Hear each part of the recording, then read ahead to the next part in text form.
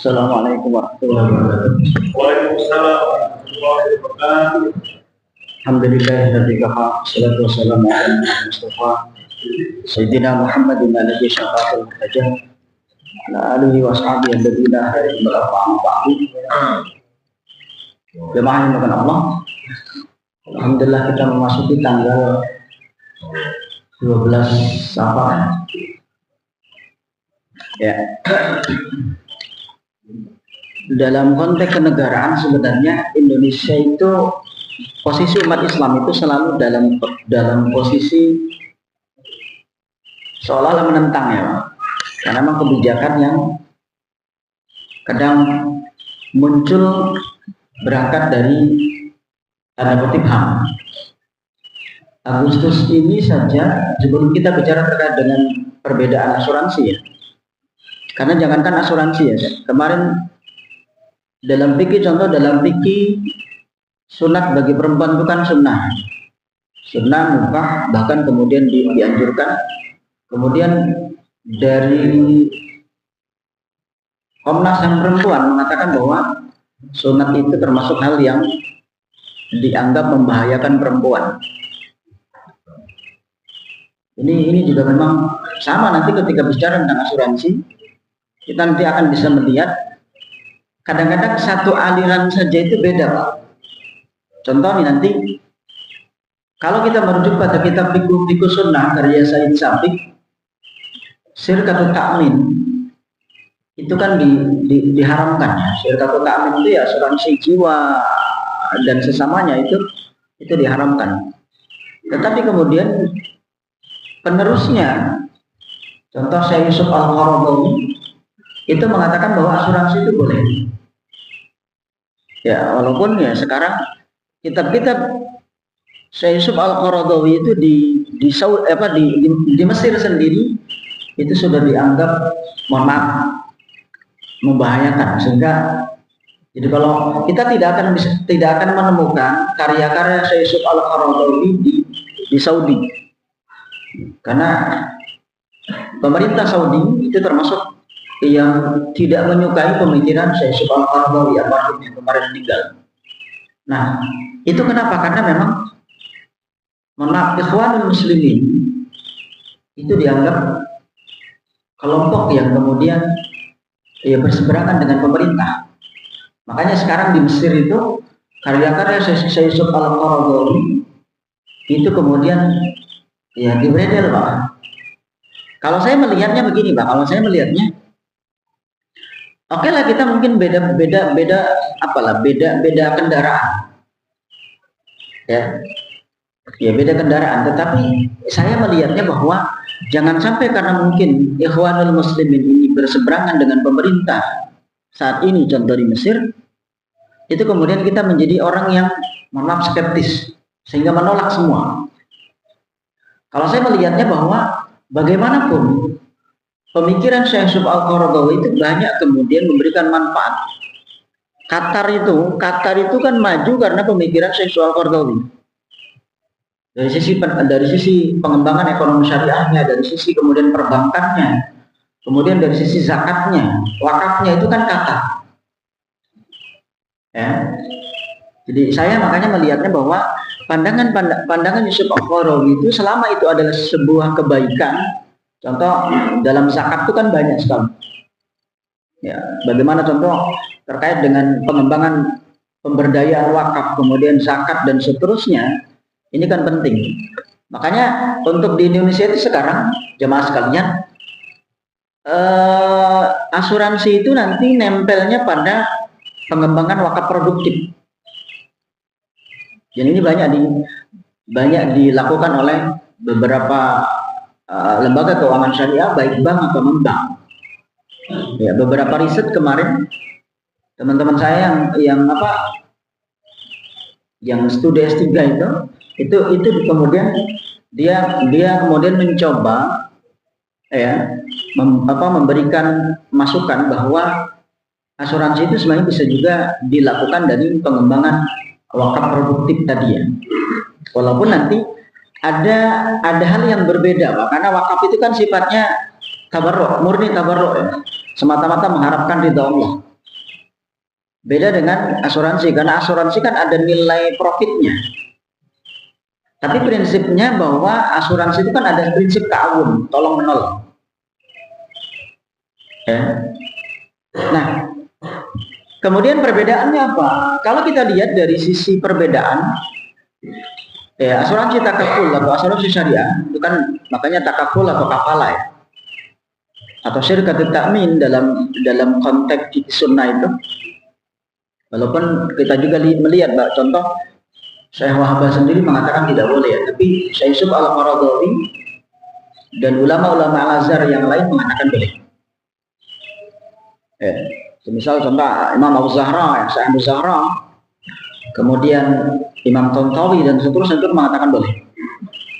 Nah, bedanya bahwa kalau dalam takaful itu ada dewan pengawas syariah. Ya, ada DPS-nya. Fungsinya apa? Fungsinya bahwa Dewan DPS itu adalah mengawasi produk yang dipasarkan dan investasi dana yang kemudian dijalankan. Nah, pada umumnya asuransi kan sifatnya masuknya pada sukuk. Jadi kalau sukuk itu kan lebih aman. Walaupun ya ada juga yang kemudian masuk pada mudharabah dan sesamanya. Nah, beda dengan asuransi konvensional, di situ tidak ada DPS, tidak ada Dewan Pengawas Syariah. Karena DPS itu kan bisa pada masuk asuransi, bisa masuk pada perbankan. Ya, bahkan di wakaf juga itu penting adanya pengawas. Ya, karena kita tahu wakaf di Indonesia kan yang ada itu adalah lembaga yang ada itu kan puluhan ribu, tetapi orang yang kemudian memperoleh sertifikat kompeten wakaf itu baru nggak nyampe 5.000.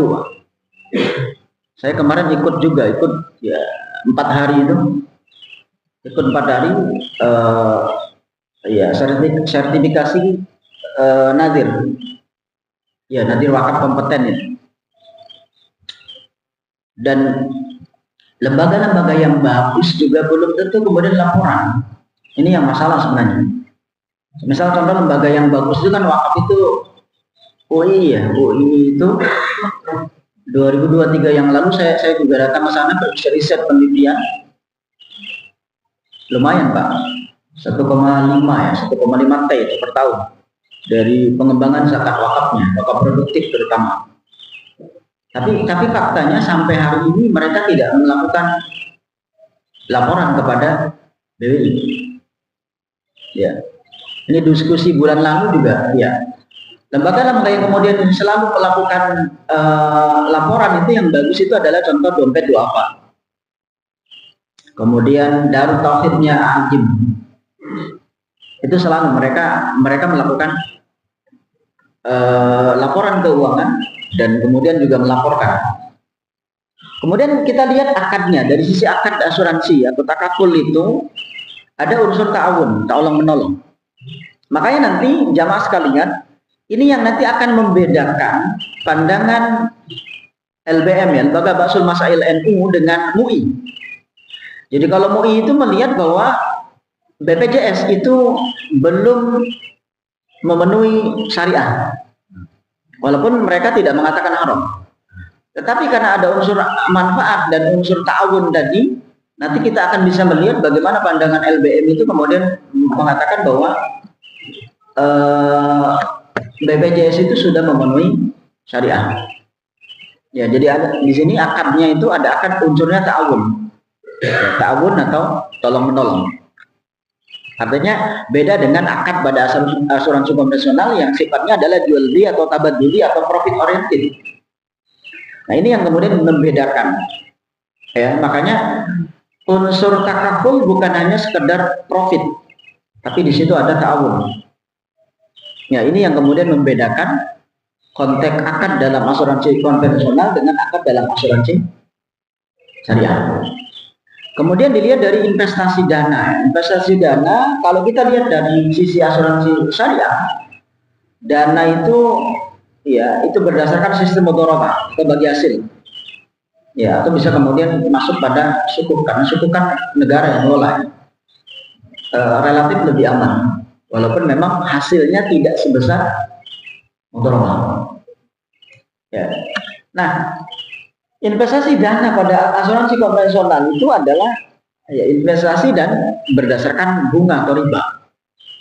Ini yang kemudian menjadi perbedaan.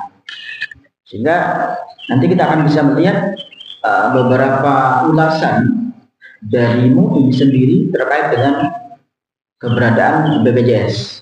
Walaupun kalau saya lihat dari sisi dialog itu kan dialog antara murid dengan guru, Pak. Contoh Asrarun Ni'am, ya, Profesor Asrarun Ni'am itu kan senior menurut saya di UI. Itu dia mengatakan bahwa BPJS itu belum memenuhi syariah. Kemudian yang lain, tetapi nanti kemudian Atomuhdor itu kan gurunya. Itu senior dalam hukum Islam di UIN itu kan Atomuhdor. Ya, selain ada Profesor Dr. Amin Suma dan seterusnya, itu yang kemudian mengomentari kenapa kemudian contoh kenapa kemudian di situ tidak tegas gitu, kenapa sih bilang aja haram ya. Ini nanti kita akan bisa melihat sanggahan-sanggahan dari senior terhadap apa ya, pandangan MUI yang memang muncul dari lebih banyak anak-anak muda ya. Ya, semisal contoh yang terakhir kemarin kan terkait dengan investasi yang dilakukan oleh BPKH itu kan dianggap oleh MUI masih campuran, jadi tidak semuanya syariah. Walaupun kita tahu bahwa ya BPKH kemudian menolak juga dan memberikan jawaban bahwa investasi yang dilakukan oleh BPKH itu ya sesuai dengan syariah. Jadi ini memang apa ya, perbedaan pandangan yang memang kita temui baik di ranah MUI, kemudian di ranah lembaga lain atau ormas lain. Ya, semisal sekarang lagi ramai juga terkait dengan investasi tambang. Ya, ada yang memang awalnya menolak kemudian menerima, ada yang awalnya menerima yang langsung diterima, ada juga yang adem ayem kemudian menerima. Kayak Persis kan nggak ada komentar, Pak. Kemudian menerima. Karena memang IJMI sendiri mau, lembaga lain juga mau. Tapi ya memang kita juga sadar bahwa yang namanya tambang itu kan ada unsur perusakan gitu. Tapi kemudian nanti tinggal ditimbang nilai rusaknya itu lebih besar mana daripada manfaat. Kadang ya ada juga candaan. Ya yang ngurus mah tetap aja Cina-Cina juga. Yang lolanya bukan itu, ya itu candaannya. Kemudian kita lihat dari sisi kepemilikan dana. Premi yang kita bayar itu nanti beda posisi, Pak. Kalau di asuransi syariah, premi yang kita bayar itu dana yang terkumpul dari nasabah atau premi itu merupakan milik peserta. Ya, perusahaan hanya sebagai pemegang amanah untuk mengelolanya.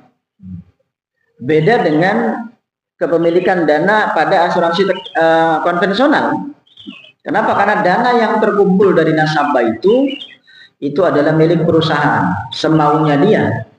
Mau diinvestasikan pada yang halal maupun haram, atau dengan prinsip riba atau dengan sistem mudharabah, itu tergantung kebijakan perusahaan. Ya kita sebenarnya ambiar juga kan, Sabri, kemudian itu kan ambiar juga, Pak. Kemudian apa lagi? Jiwasraya dan seterusnya. Ya karena memang semuanya dari undang-undang yang ada itu kan pengennya ke BPJS semua, walaupun ya ada banyak kemudian keluhan. BPJS itu kan keluhannya banyak kan yang dari keluarga miskin ya. Mau bikin SKCK harus punya BPJS. Apalagi nanti bikin SIM, bikin apa itu kan KTP juga nanti. Ya mau bekerja juga itu harus ada SKCK, dan ini beberapa keluhan dari masyarakat yang kurang mampu. Nah, kemudian sisi pembayaran klaim. Ya. Pembayaran klaim dari rekening tabarruk atau dana kebajikan, di mana kemudian seluruh peserta sejak awal sudah diikhlaskan bahwa dana yang terkumpul tadi itu nanti fungsinya adalah ta'awun. Ketika kemudian ada nasabah yang mengalami kecelakaan atau mengalami hal yang merugikan, itu nanti bisa diambil dari sebagian dana yang ada. Ya. Nah, beda dengan asuransi konvensional, di mana pembayaran klaim kan dari rekening perusahaan. Ya. Kemudian kita lihat dari keuntungan atau profit. Keuntungan yang diperoleh oleh takaful atau lembaga asuransi syariah itu dibagi antara perusahaan dengan peserta sesuai dengan prinsip mudharabah atau bagi hasil. Artinya nisbahnya kan ya bisa 60-40 gitu kan, bisa 70-30. Nah, beda dengan keuntungan yang ada pada asuransi konvensional karena semuanya diambil oleh perusahaan. Ini bedanya. Nah, kita kemudian masuk pada pandangan ulama ya. Karena banyak Mbak, jadi saya sengaja. Ya. Nah, kalau kita merujuk pada pandangan Syafi'iyah bahwa akad transaksi dalam asuransi itu tergolong pada ji'alah. Ji'alah itu kan sebenarnya ya sayembara, misalnya sayembara. Siapa yang kemudian mampu menggalang dana, kemudian bisa memenuhi kami yang sedang dalam posisi katakanlah kesulitan, maka nanti kami akan kami akan memberikan apa? Ya. Jadi pandangan Syafi'iyah, kalau saya lihat dari bukunya Habib Nazir itu dalam metode ekonomi dan perbankan syariah, itu mengatakan bahwa akad asuransi syariah itu masuk pada akad ji'alah, ya, akad sayembara.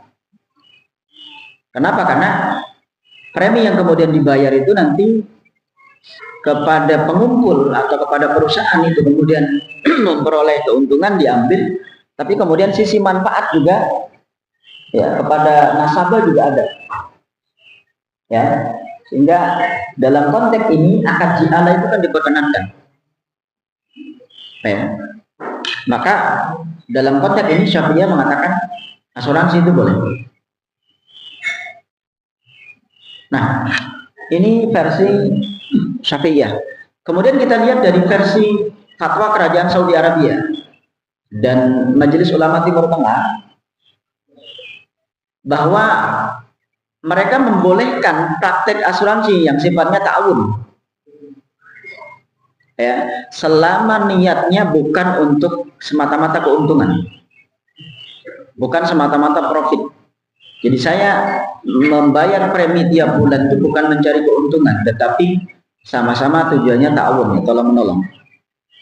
Nah, dalam konteks ini maka fatwa Saudi Arabia atau Majelis Ulama Timur Tengah mengatakan kalau asuransinya ya bersifat tijari, tadi profit.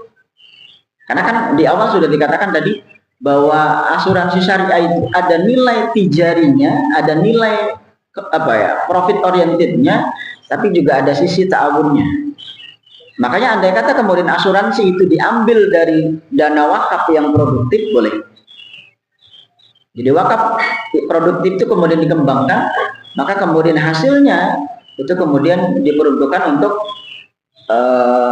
asuransi. Ya, bagi mereka yang membutuhkan, atau bagi mereka yang memang tidak ada kemampuan untuk membayar premi tiap bulannya. Nah, kalau kemudian jumhur ulama kontemporer, ini mayoritas ulama kontemporer mengatakan kalau prakteknya itu adalah semata-mata keuntungan, ya, ini kemudian ya lebih pada tataran ya tidak boleh. Walaupun ya kelompok lain mengatakan ya boleh. Sebagaimana contoh Syekh Mustafa Ahmad Az-Zarqah itu kan lebih senior daripada Wahbah, Syekh Wahbah. Beliau ulama besar di Yordan misalnya. Ya. Kalau ya kalau saya Mustafa Ahmad Al-Zarqawi itu kan di Yordan, sementara kalau Syekh Yusuf Al-Qaradawi itu di Mesir, sementara Syekh Wahbah itu di Syekh Wahbah itu di Damaskus, Syria. Ya. Tapi ulama-ulama sekarang yang sekarang masih hidup lebih pada tataran ya selama memang ada unsur tijari dan ta'awun itu boleh. Tapi jangan semata-mata tijari. Nah, kita lihat dari sisi pandangan Syekh Yusuf Al-Qaradawi, ulama besar ya Mesir yang wafat beberapa tahun yang lalu. Beliau kemudian menyatakan bahwa syarat-syarat yang harus terpenuhi dalam asuransi syariah ini kemudian andai kata terpenuhi berarti boleh. Tapi ketika tidak terpenuhi ya berarti nggak boleh. Ya, yang pertama, niat ketika membayar premi itu adalah niat ta'awun, niat untuk tolong menolong, ya, atau niat untuk membantu sesamanya atau hak persaudaraan tadi.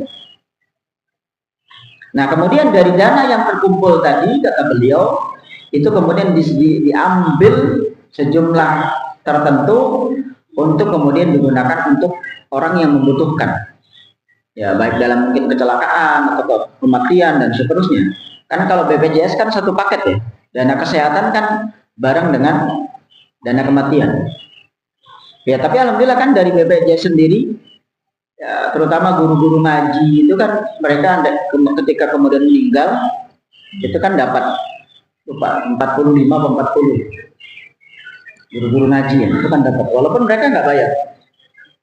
Jadi kalau nggak tahu, tapi kalau di Kabupaten Bogor ya, tapi kalau di Kota Bogor itu guru-guru ngaji itu didata. Dia per bulan itu dapat, ya lupa 150 apa 200 atau 300 ya. Karena kalau saya nggak pernah ngambil Pak. Walaupun kadang-kadang Pak RT datang dia data itu guru-guru ngaji. Saya dari dulu enggak, saya bilang untuk yang lain aja. Silakan untuk yang lain ya, guru-guru ngaji yang nggak dibayar Pak. Silakan untuk mereka.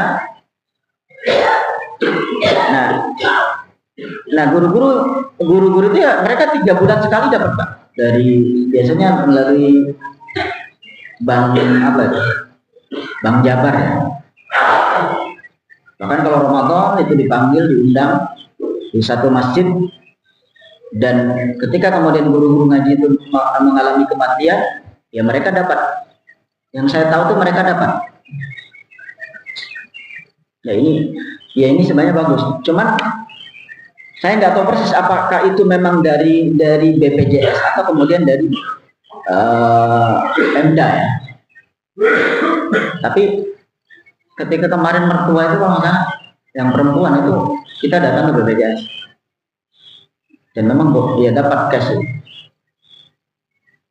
Nah, kemudian yang kedua kata Syekh Yusuf Al-Qaradawi, apabila uang itu hendak dikembangkan, artinya ketika kemudian uang yang terkumpul, dana yang terkumpul itu kemudian mau diinvestasikan, maka investasi yang dilakukan tidak boleh investasi yang bertentangan dengan syarat. Ini pandangan. Makanya kalau ada orang kemudian mohon maaf, saya ngapain ngambil saya Yusuf Al-Qaradawi itu ya bagi saya nggak tahu itu berangkat dari kebencian apa berangkat dari mana. Kenapa? Karena pandangan beliau pandangan bagus. Ya, andai kata kemudian berbeda ya jangan sampai benci gitu Pak. Kalau jadi gini kita Pak, kita boleh beda pandangan tapi dalam batas-batas ranah ilmiah. Ya, kita tetap menghormati pandangan beliau selama memang pandangannya ya dianggap masih koridor khilaf. Makanya contoh, saya termasuk orang yang ya dekat dengan habaib. Ya selama memang habaibnya layak dihormati ya kita hormati. Tapi kemudian habaibnya nggak layak dihormati ya nggak usah dihormati. Tapi jangan kemudian kita benci. Ya. Tapi kemudian kalau kita punya pandangan gara-gara ada oknum Habib, contoh kita nggak suka sama Habib Bahar gitu kan, Bahar bin Smith. Jangan kemudian kita pukul rata. Sama saja kalau kita kemudian tidak suka sama ulama, jangan kemudian punya pemikiran, oh seluruh ulama brengsek. Nggak bisa juga, Pak. Makanya ketika saya kemudian, contoh 2004-2005 ya, 2004 masalah. Itu kan contoh Sayyid Muhammad bin Alawi itu Al-Maliki Al-Hasani, itu kan ulama besar bahkan menjadi pengajar di Masjidil Haram, itu kan meninggal. Para ulama itu kan banyak yang kemudian menyolati. Nah, Syekh Abdurrahman As-Sudais itu kan nggak mau nyolatin, Bang. Kenapa? Karena menganggap bahwa Habib Alawi, ya, Sayyid Muhammad bin Alawi itu mengatakan beliau tasawuf.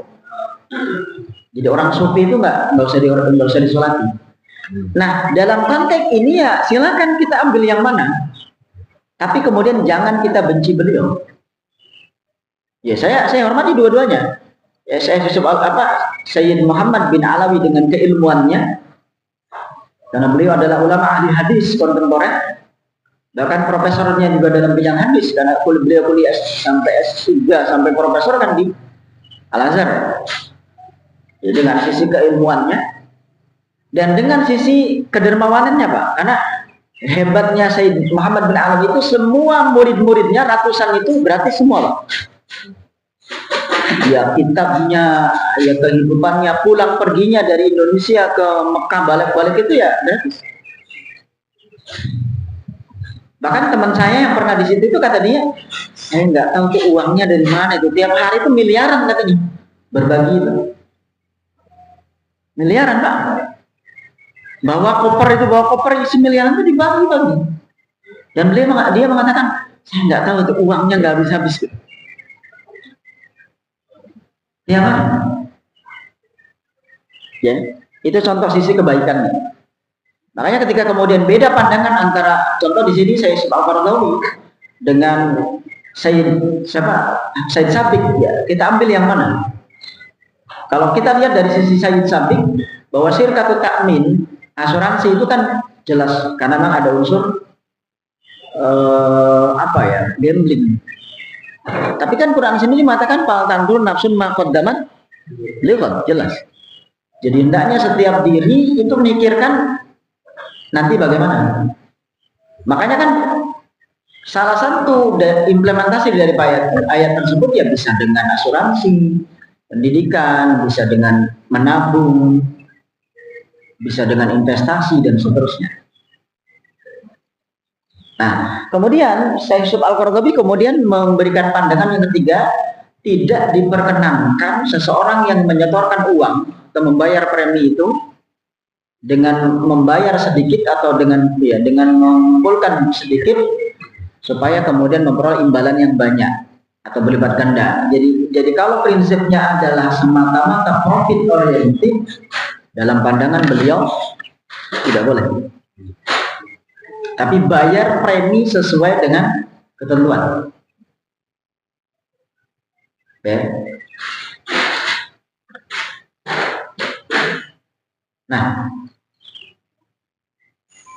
dana yang kemudian diberikan kepada orang yang mengalami kecelakaan atau kematian itu kemudian ya harus berdasarkan akad atau kerelaan dari jamaah atau dari nasabah. Nah, kemudian yang keempat, asuransi kemudian menjadi halal menurut Syekh Yusuf Al-Qaradawi kalau prinsipnya adalah tabarruk, ya, sukarela. Ya, kenapa? Karena pembayaran premi itu sama dengan hibah. Hibah itu kan memberi cuma-cuma, ya, memberi tanpa ada unsur apapun. Karena nanti kita bisa beda antara hibah, hadiah itu beda. Kalau hadiah itu kan memberi karena ada nilai prestasi. Nanti juga beda antara hibah, hadiah dengan wakaf.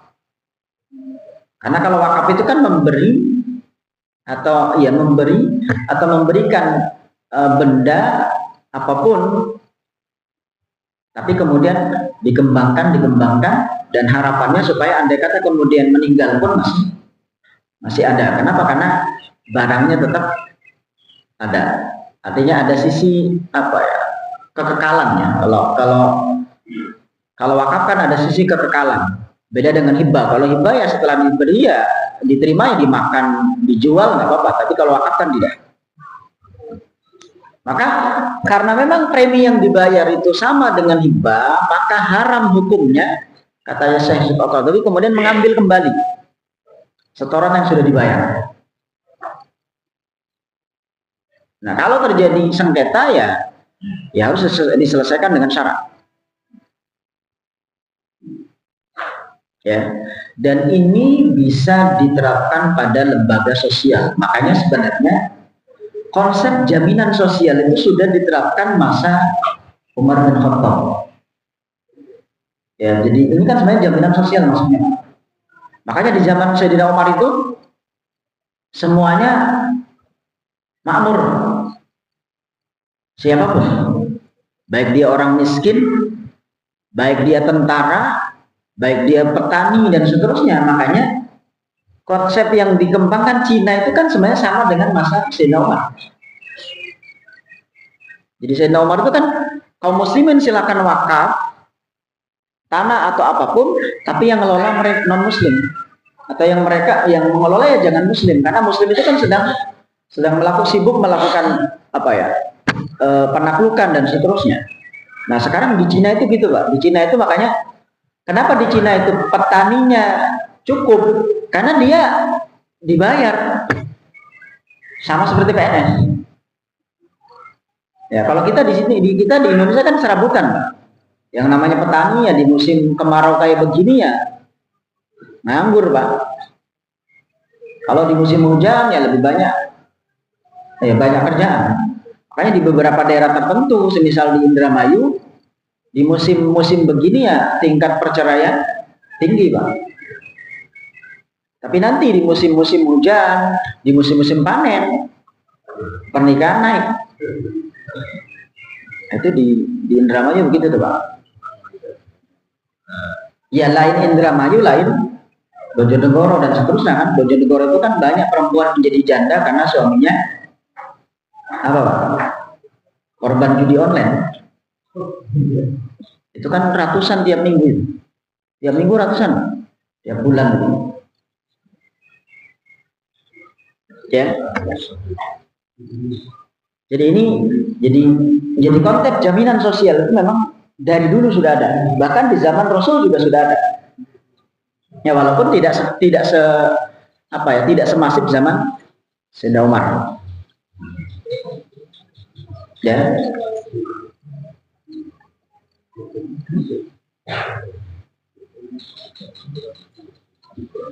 Nah, terkait dengan asuransi jiwa,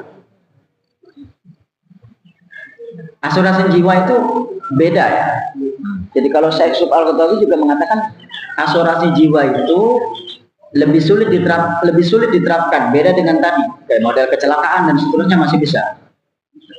Walaupun ya ulama sekarang kemudian masih ada yang kemudian membolehkan asuransi jiwa, asalkan apa? Asalkan memang tidak ada sistem hangus gitu aja. Jadi kalau yang konvensional kan itu kan ada sisi hangus. Tapi kalau dari sisi asuransi syariah itu tidak ada sistem hangus dan bisa kemudian dialihkan pada ahli waris. Ini yang beda antara asuransi syariah dengan asuransi konvensional. Ya, jadi di sini memang Syekh Yusuf Al-Qaradawi mengatakan bahwa asuransi jiwa itu ya termasuk hal yang dilarang. Walaupun ulama lain mengatakan boleh. Ya. Nah, kalau kita simpulkan dari pandangan Syekh Yusuf Al-Qaradawi ya, bahwa asuransi kecelakaan itu bisa disesuaikan dengan konsep muamalah. Ya, intinya ya tadi sumbangan dengan syarat berimbalan atau imbalan. Artinya kan kita bayar, tapi nanti ketika mengalami kecelakaan maka kita dapat klaim. Nah, itu boleh. Ini masih boleh. Nah, pada pandangan beliau mengatakan bahwa pandangan bahwa asuransi syariah itu bisa dikatakan bentuk muamalah, memang dari sisi mazhab boleh. Misal contoh mazhab Hanafi, itu kan membolehkan.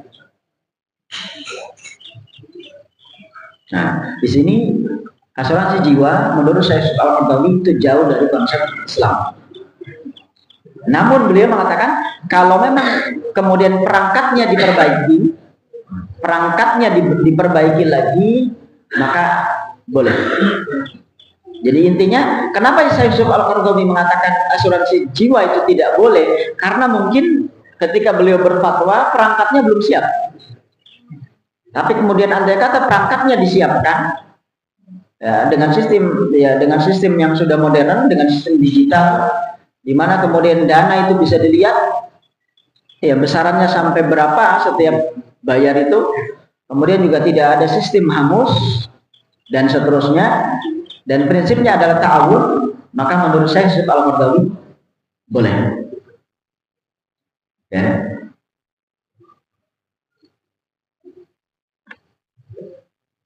Jadi ini yang kemudian solusi yang bisa kemudian ya diterapkan. Ya ini kan terkait dengan ya solidaritas sosial tadi, jaminan sosial tadi. Ya. Artinya yang mampu kemudian membantu yang kurang mampu. Maka ini bisa dikaitkan pada baitul mal, bisa juga kemudian pada lembaga-lembaga atau perusahaan, atau kemudian negara yang kemudian mengambil porsi itu. Ya, karena walaupun memang kita tahu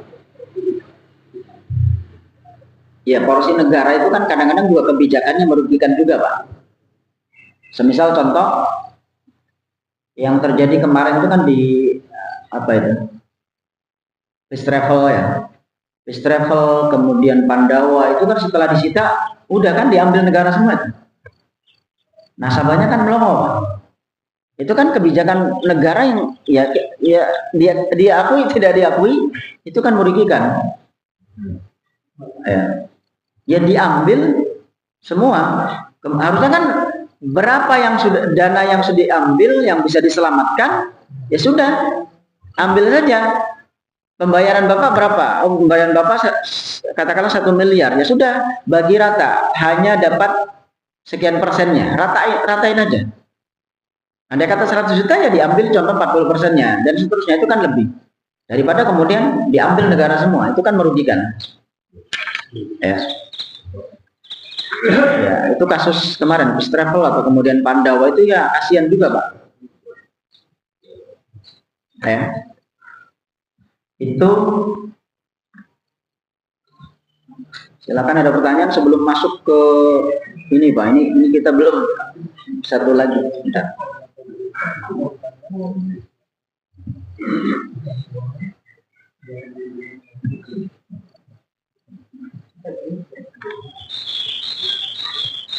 Ini yang BPJS ya, masih lumayan, Pak, masih separuhnya. Nah, terkait BPJS, kalau kita lihat dari fatwa MUI itu nanti ada tiga pertanyaan yang kemudian dijawab oleh MUI. Pertanyaan pertama adalah apakah konsep dan praktik BPJS kesehatan ya yang dilaksanakan oleh pemerintah sudah memenuhi prinsip syariah? Ya, MUI mengatakan belum. Jawaban MUI itu belum, Pak. Jadi kalau memang sudah atau belum, maka solusinya apa? Maka MUI mengatakan solusinya ya investasi yang kemudian dilakukan oleh BPJS itu adalah dengan memakai prinsip syariah tadi. Nah, kemudian terkait dengan denda 2% bagi mereka yang kemudian terlambat membayar, itu kan beda pandangan, Pak. Kalau MUI mengatakan nggak boleh, tapi kalau lembaga Ba'sul Masail mengatakan boleh, karena denda dengan membayar sejumlah uang itu memang beda pandangan, Pak. Dan ini yang kemudian pesantren juga ada yang menerapkan. Kan pesantren pun ada kan, walaupun memang kadang-kadang mohon maaf, kebijakan pesantren juga tidak bijak juga. Contoh, santri yang membawa HP-nya dibanting, Pak, atau dibakar, itu kan nggak bijak, Pak. Kenapa? Karena mubazir kan. Kalau mau ya sudah, dua pilihan, diambil, diserahkan lagi ke orang tuanya, atau dijual beliin semen buat bangun. Bukan kemudian dibanting atau dibakar. Ya. Makanya ketika beberapa kiai ya, termasuk pernah nanya itu, termasuk pengurus Alhamdulillah dan seterusnya, saya katakan ya salah kalau kemudian HP itu diambil gitu kan sampai berapa kardus, kemudian dibakar di depan santri, ya salah sebenarnya. Kalau mau dua pilihan, dikembalikan lagi ke orang tuanya, nasihati orang tuanya, bapak ibu jangan sekali-kali lagi bawa ya. Atau sudah ada perjanjian tertulis yang mengatakan bahwa HP yang kemudian atau santri yang membawa HP ya sudah kami sita, kemudian dijual, berapa harganya diambil untuk ya bangun pesantren atau untuk biaya operasional pesantren. Yang salah lagi, mohon maaf, yang salah lagi diambil oleh ustadznya, dimiliki ustadznya. Ada juga Pak kasusnya.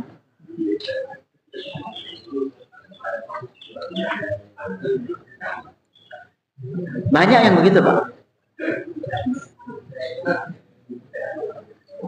Ya tapi oknum ya Pak. Iya makanya ya saya kan ya saya termasuk orang yang pernah ngurusi pesantren Pak 15 tahun ya. Ya sebelum Kiai Faisal punya pesantren ya saya sama beliau kan ngajar juga di Kotrun Nada itu. Saya bilang sama pengabdian itu jangan sampai kemudian itu kan karena setiap berapa minggu itu kan ada pemeriksaan itu kan jangan sampai kemudian kamu ambil kemudian kamu pakai. Yang repot kalau kemudian anaknya laporan, Pak, Bu, itu HP-nya dipakai oleh Ustadz itu. Repot lagi, Pak. Sekarang kan, apalagi sekarang ya di zaman digital repot itu. Ya. Karena kawan saya Pak pernah Pak, dia bimbing tesis.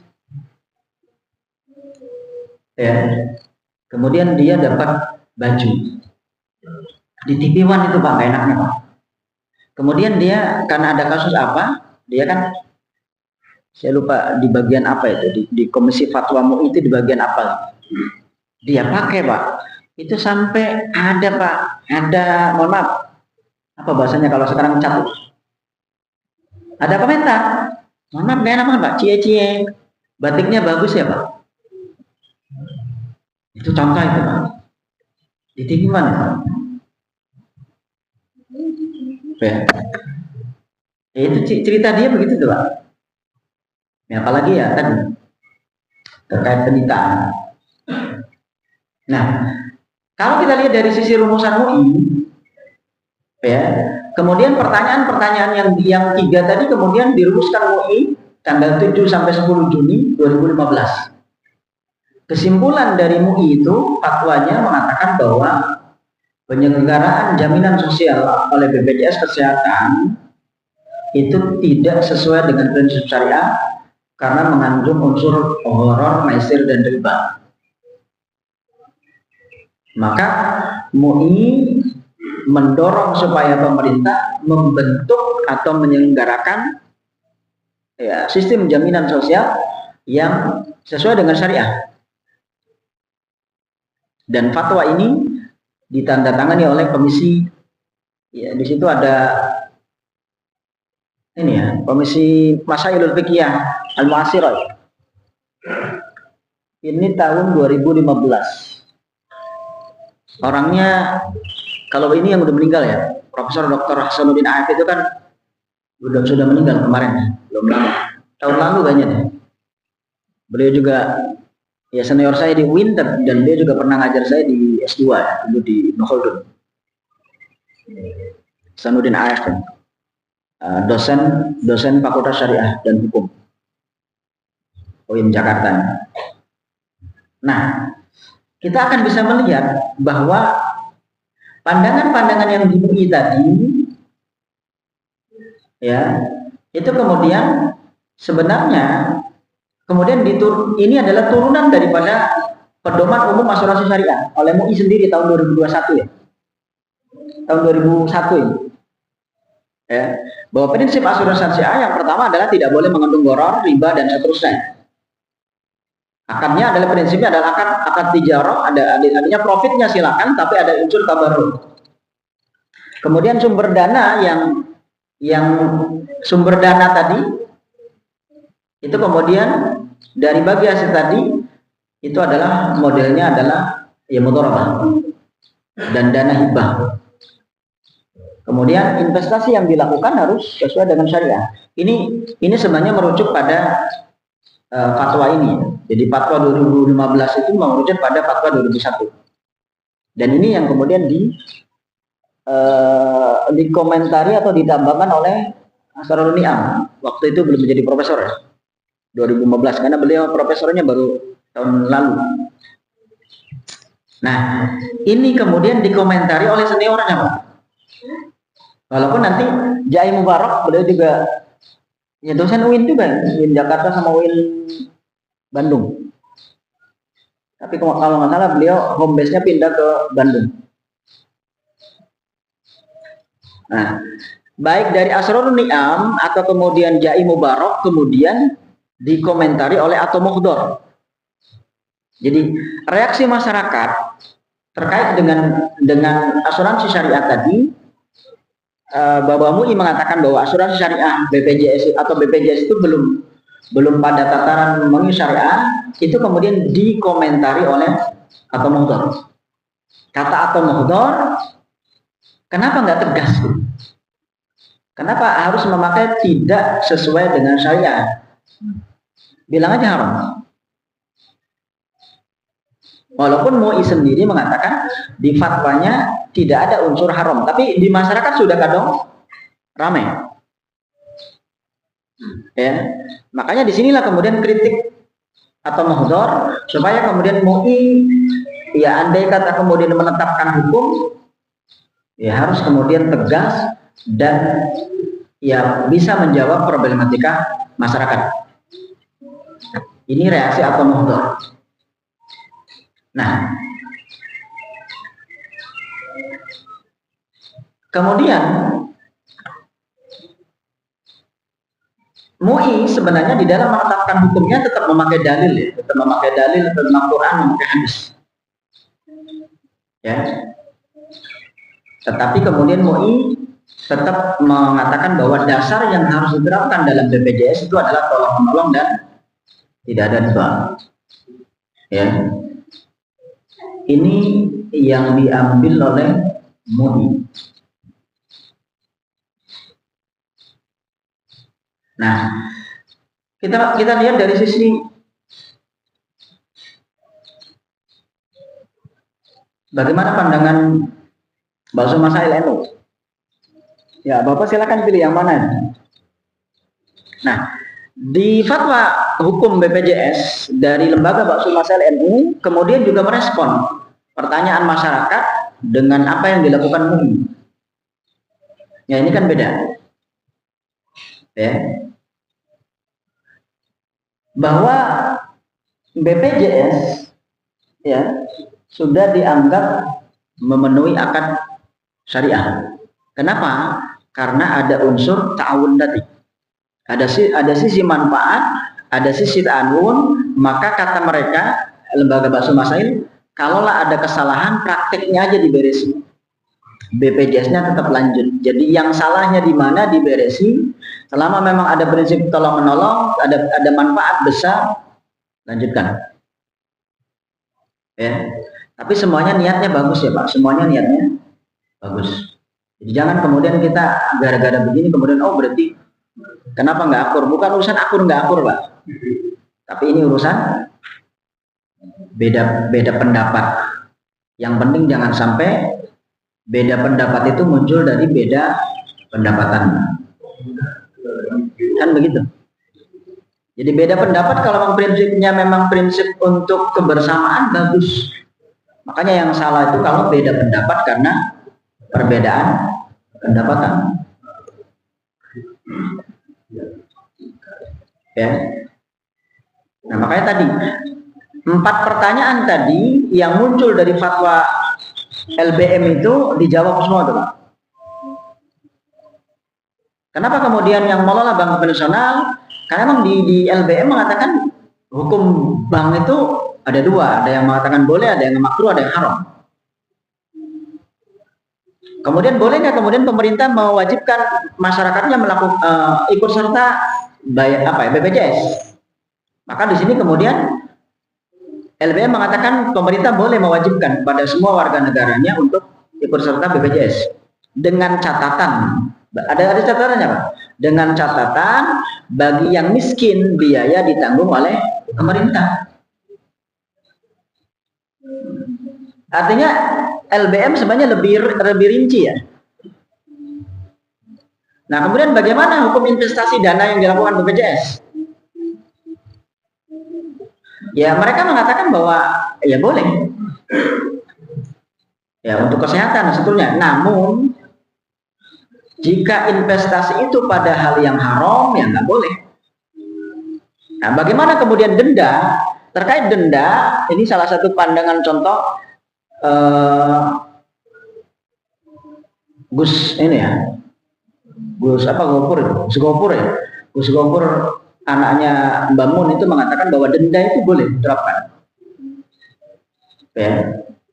Nah, LBM itu sebenarnya mereka mengambil pendapat ulama-ulama sebelumnya yang mengatakan bahwa asuransi ya, kesehatan dan seterusnya ini kan Syekh Wahbah mengatakan boleh, Imam Ibnu Hajar mengatakan boleh, Imam Zainuddin Al-Yamari dalam Fathul Mu'innya mengatakan boleh, Imam Abdurrahman bin Muhammad Al-Rumi dalam Bughyatul Mustarsyidin mengatakan boleh. Jadi sebenarnya LBM itu hanya mengambil boleh itu kenapa? Karena banyak ulama-ulama yang mengatakan boleh. Makanya kan beda, Pak, antara LBM dengan Majelis Tarjih. Kalau Muhammadiyah ketika ada hukum, ketika ada pertanyaan langsung Quran hadis, Pak. Kalau NU enggak, Pak. Quran hadis itu nanti dulu. Yang dicari adalah pandangan ulama. Jadi dari bawah dulu baru ke atas. Tapi kalau Majelis Tarjih dari atas dulu baru Quran dulu, hadis dulu, baru pandangan ulama. Berangkat dari mana? LBM berangkat dari husnudzon mereka pada ulama. Artinya kalau Quran hadis nggak usah dikoreksi. Ya, cuman memang biasanya kalau LBM NU lebih responsif cepat. Beda dengan Majelis Tarjih. Kalau Majelis Tarjih kan agak lama prosesnya. Makanya di sini kita tidak menemukan pandangan Majelis Tarjih atau kemudian Dewan Hizbah persis ya. Jadi makanya kenapa kemudian LBM mengatakan boleh ya tadi. Banyak ulama termasuk Imam Qarafi dan Imam Nawawi ya, Imam At-Tahawi dan seterusnya itu mengatakan boleh sehingga BPJS dianggap sudah memenuhi unsur syariah. Ya, metodologinya sama, Pak. Ya. Cuman memang kalau LBM itu lebih pada pandangan ulama terdahulu, artinya menggali pandangan ulama dulu, karena saya juga ngalami, Pak. Saya juga waktu di Lirboyo itu kan masuk lembaga yatim Bakso Masail Pusat. Tapi yang di Lirboyo itu capek juga, Pak. Jadi sebulan itu kita cari ibarah, Pak. Kemudian nanti diskusikan 1 malam. Dan itu belum tentu satu pertanyaan bisa dijawab. Selesai. Itu kan karena dari Isya sampai subuh itu, Pak. Pertanyaan apa? Jadi banyak pertanyaan dari luar, kemudian kita tampung, kemudian kita jawab. Ya. Ya saya berapa tahun di Lirboyo begitu masuk kerjaannya, makanya jarang tidur malam. Ya karena kalau sekarang gampang, Mbak. Sekarang gampang banget nyari ibarah itu. Tinggal aja contoh, kita mau nyari apa nih? Tentang apa? Tinggal klik aja kata kuncinya. Oh, hukum tato. Hukum tato gampang, Pak. Tato itu bahasa Arabnya al-waqsu. Klik al-waqsu, Pak. Di Maktabah Samilah atau mungkin di Google aja bisa, Pak. Klik. Itu keluar semua. Kalau dulu itu manual, dicari, ketemu, ditulis ulang. Cuma memang hikmahnya Pak, hikmahnya dengan dicari, ditulis ulang, kita jadi hafal. Hafal redaksi itu ada dalam kitab ini, halaman sekian, redaksinya begini. Jadi hafal Pak, karena memang diulang-ulang. Kalau sekarang ya era digital semuanya lebih gampang. Makanya ketika mentakhrij hadis gampang sekarang. Nggak perlu datang ke perpustakaan, baca ribuan kitab. Cukup dari laptop, ya sudah. Maka saya dulu ketika nyusun disertasi nggak pernah datang ke perpus Pak. Kenapa? Di laptop saya jutaan kitab, langsung aja terjemah. Dan plagiasinya sedikit. Beda dengan Ustadz Imad. Ustadz Imad itu kan plagiasi semua Pak, karena karya dia terkait dengan anti haba itu kan comot-comot semua Pak. Di Google itu comot-comot semua. Makanya ketika dicek plagiasi itu lebih dari 60% Pak. Punya orang semua. Dan salahnya diklaim itu adalah pandangan dia. Padahal Imam Al-Qurtubi dalam muqaddimah tafsirnya beliau mengatakan min barakatil ilmi aidho al-qaul ila qaili. Sebagian daripada keberkahan ilmu adalah hendaknya ketika pendapat orang kita kutip, kita juga harus sebut oh ini adalah pendapat si A dalam kitab apa. Ustadz Imad nggak begitu sayangnya. Makanya sekarang ya kasihan menjadi pembicaraan. Karena ternyata kitab-kitab yang dia susun adalah kitab orang yang kemudian dicomot-comot. Ya itu berarti kan melanggar ya ada penelitian. Iya Pak, sudah siang ternyata. Mohon maaf. Monggo kalau ada pertanyaan. Karena nggak selesai Pak, masih berapa slide lagi. Tapi intinya tadi bisa lihat kesimpulan.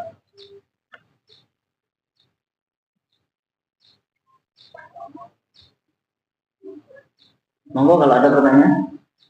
Kalau nggak salah slide-nya udah PowerPoint-nya udah dibagi bulan lalu, dua-duanya ya. Baik terkait BPJS atau terkait dengan asuransi. Silakan kalau ada pertanyaan. Jika tidak ada, dicukupkan.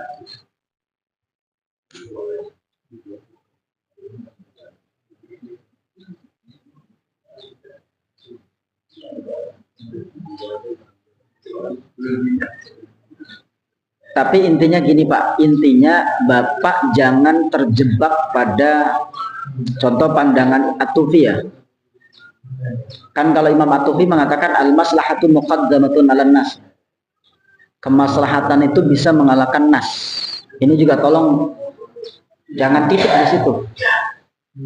Jadi karena kalau kita berangkat, oh ini kan maslahat, akhirnya Quran nggak dipakai, salah juga. Karena yang dimaksud oleh Imam At-Tufi al-maslahatu muqaddamatun 'alan nas dalam karyanya itu mengatakan bahwa kemaslahatan bisa mengalahkan ya nas selama maslahat itu tidak bertentangan dengan nas. Gitu. Karena kalau kita titik pada ini maslahat berarti itu salah. Ya. Jadi beliau mengatakan al-maslahatu muqaddamatun 'alan nas selama maslahat itu tidak bertentangan dengan Quran, tidak bertentangan dengan hadis. Dan itu hanya ada pada konteks muamalah. Tidak masuk ranah ibadah. Karena kalau ranah ibadah nggak bisa kita ijtihad. Kayaknya itu nggak bisa. Karena kalau ibadah sudah tauqifi. Tauqif itu harus sesuai dengan Quran dan hadis. Itu ya Pak. Terima kasih. Mudah-mudahan bermanfaat. Marilah kita tutup taklim kita dengan baca suratul Fatihah.